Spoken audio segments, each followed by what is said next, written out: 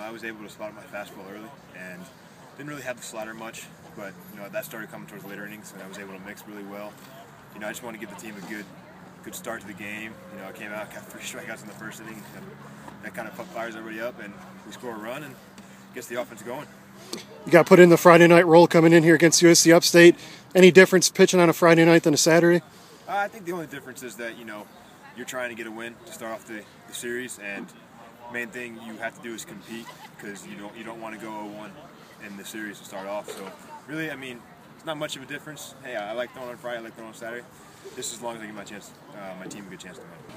Well, very proud of Jimmy. He gave us a great start tonight, coming off a short rest. We tried to stretch him out a little bit. I think he got to 116 pitches. I don't think he's been over 100 at all this year. So wanted to stretch him out a little bit. I thought the ball was coming out of his hands very well. I thought he executed Coach Bunn's game plan to a T, and just made big pitches when he had to. So very proud of that effort that he gave us, and proud of our defense. Thought we played very, very good defense tonight. Offensively, 16 hits. Kevin Phillips, Chris Rio Pedre with 3 hits each. Talk about their performance. Well, we got some big hits tonight.